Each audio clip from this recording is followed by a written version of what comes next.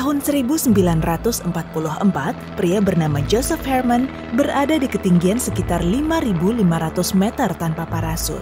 Beberapa detik sebelumnya, dia duduk di kursi pilot dalam suatu misi ke Jerman. Biasanya, pilot bersama krunya memakai parasut di dalam pesawat. Tapi, Joseph tidak ingin direpoti dengan ransel parasutnya yang berat, jadi dia melepasnya. Tiba-tiba, pesawatnya ditembak.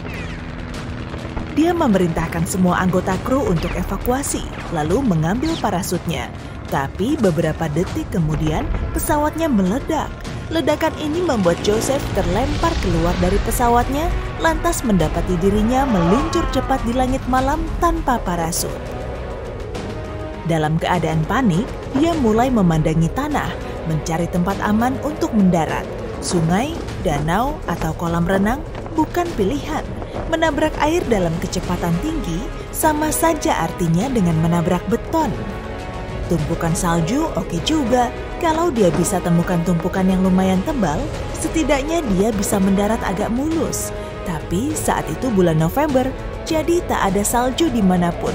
Opsi terbaiknya cari hutan. Ranting pohon dan semak-semak bisa cukup meredam jatuhnya, sehingga dia bisa selamat mendarat di tanah.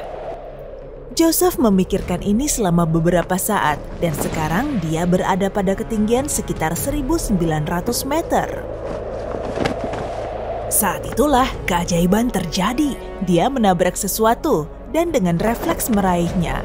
Pada awalnya dia mengira kalau itu adalah potongan badan pesawat yang jatuh, tapi ternyata itu adalah kaki seseorang. Rupanya itu kaki anggota krunya yang baru saja membuka parasut. Berpegangan pada sobat sehidup sematinya, Joseph hampir mencapai tanah. Kedua tentara ini bersiap menghadapi tabrakan. Tapi parasut hanya didesain untuk satu orang.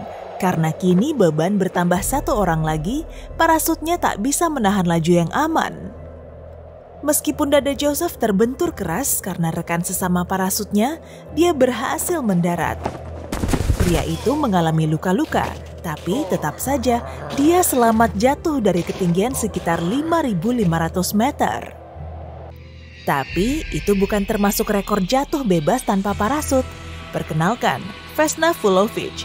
Sekitar 50 tahun yang lalu, dia adalah pramugari pelatihan dan seperti biasanya sedang melayani penumpang di kabin.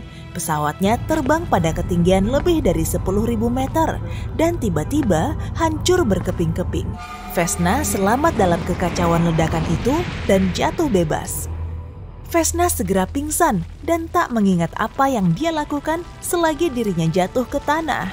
Beberapa menit kemudian dia mendarat, atau lebih tepatnya jatuh, dan dia selamat. Seorang pengawas hutan menemukannya terbaring di antara reruntuhan pesawat. Dia mengalami begitu banyak luka, tapi setelah 16 bulan, dia sembuh seperti sedia kala. Dia bahkan ingin kembali menjalani pekerjaannya sebagai pramugari. Vesna tidak mengingat peristiwa ledakan atau jatuhnya itu. Mungkin dia terselamatkan oleh pepohonan dan salju. Penghormatan terbesar bagi sang pengawas hutan yang menemukan dan memberi Vesna pertolongan pertama. Malah, kebetulan atau kesialan, Vesna sebenarnya tidak seharusnya ada di pesawat itu. Maskapai tempatnya bekerja membuat kekeliruan dan menempatkannya dalam penerbangan ini, alih-alih pramugari lain yang namanya sama. Banyak orang bilang kalau semesta menyadari kekeliruan itu dan memberi Vesna kesempatan kedua. Pria ini bernama Luke Aikins, dan dia melakukan salah satu terjun bebas tergila. Ya, tentu saja tanpa parasut.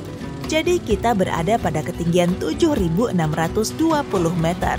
4 orang melompat keluar dari pesawat, hanya 3 yang memakai parasut. Pria malang yang tak pakai parasut itulah pahlawan kita. Sisanya adalah kru. Mereka merekam lompatan Luke dan membantunya berada di jalur yang benar. Obor asap terpasang di kaki mereka sehingga Luke bisa melihat keberadaan mereka di antara awan. Sekarang kita berada pada ketinggian sekitar 5.200 meter. Kecepatan Luke saat itu 240 km per jam dan detak jantungnya hampir 3 kali lipat detak jantung saat keadaan normal. Sekitar setengah jalan, seorang kru membantu Luke melepaskan masker oksigennya. Semakin tinggi ketinggiannya, semakin sedikit kadar oksigennya. Jadi saat pria itu melompat dari pesawat, dia memerlukan masker agar tidak pingsan. Tapi sekarang pahlawan kita bisa bernapas seperti biasa. Sekitar 1.500 meter, anggota tim lainnya membuka parasut mereka dan Luke terus meluncur sendirian. Dia mendekati lokasi mendarat yang berupa jaring raksasa seukuran 1/8 lapangan sepak bola.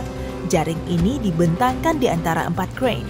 Setiap crane punya lampu sorot khusus untuk membantu Luke menemukan lokasi mendarat yang tepat, yakni di jaring yang dinaikkan setinggi lantai 20 dari tanah.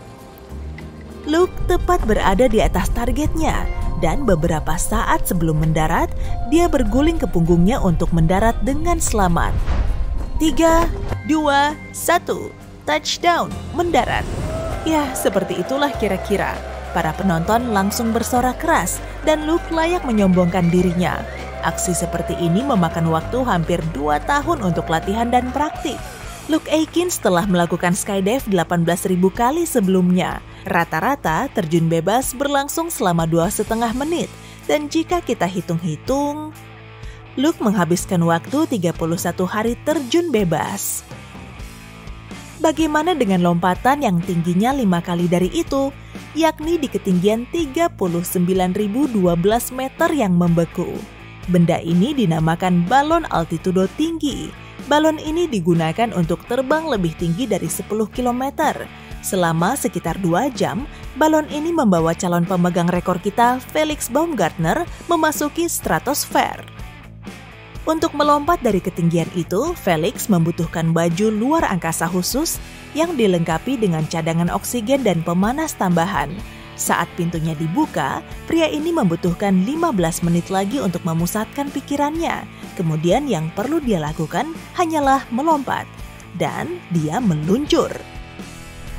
Setelah 20 detik, dia mencapai kecepatan monumental 700 km per jam.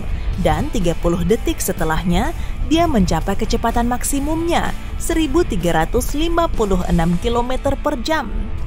Felix terjun lebih cepat dibandingkan kebanyakan pesawat supersonik, bahkan melewati batas kecepatan suara.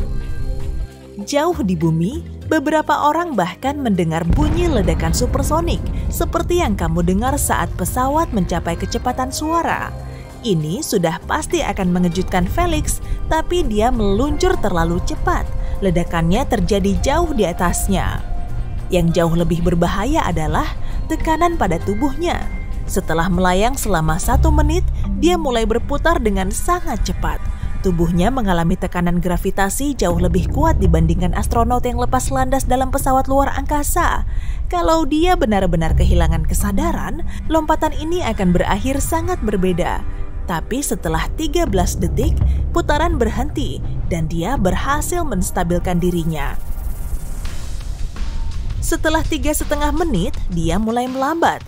Saat semakin dekat dengan permukaan bumi, udara semakin menebal, sehingga jatuhnya melambat.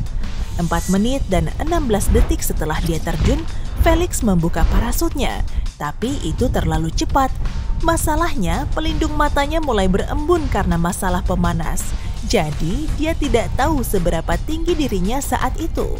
Agar aman, dia membuka parasutnya lebih cepat. Dia bilang dia merasa seperti mengambang di air, tidak tahu mana arah ke atas. 9 menit kemudian, dia akhirnya menyentuh permukaan tanah. Dia telah memecahkan beberapa rekor dunia, lompatan tertinggi, jarak terjauh, sekaligus kecepatan tertinggi terjun bebas. Ditambah lagi, dia satu-satunya orang yang menembus batas suara tanpa menggunakan mesin. Tapi, rekor lompatan tertingginya berhasil dipecahkan tak lama setelahnya. Alan Eustace terjun dari ketinggian hampir 41.500 meter. Jadi, dia wajib memakai baju luar angkasa yang rapat dan parasut khusus. Tapi, bagaimana kalau kamu berada di ketinggian 40.000 meter tanpa perlengkapan sama sekali? Suhunya 0 derajat. Jadi kamu tidak akan membeku sepenuhnya, tapi saat kamu terjun, suhunya akan mencapai minus 55 derajat Celcius. Jaket hangat mungkin bisa sangat berguna. Tapi ancaman yang sebenarnya adalah kurangnya oksigen. Kalau kamu ingin tetap sadar, kamu harus memakai masker oksigen. Katakanlah kamu punya baju luar angkasa yang hangat dan oksigen. Apa yang kamu lakukan sekarang? Kamu harus mengambil posisi yang menciptakan hambatan udara maksimum. Rentangkan tangan dan kaki, arahkan dadamu ke bawah, dan dongakkan kepalamu. Sekarang kamu punya waktu untuk memilih tempat yang sempurna untuk mendarat. Ingat, jangan mendarat di air, cari salju atau pepohonan. Setelah memilih tempat, kamu harus menyiapkan diri untuk mendarat keras. Kamu bisa mengikuti apa yang dilakukan oleh Luke Aikins. Berguling, tekuk kaki di dadamu, dan tutupi kepalamu dengan tangan. Tapi itu tetap akan terasa sakit sih.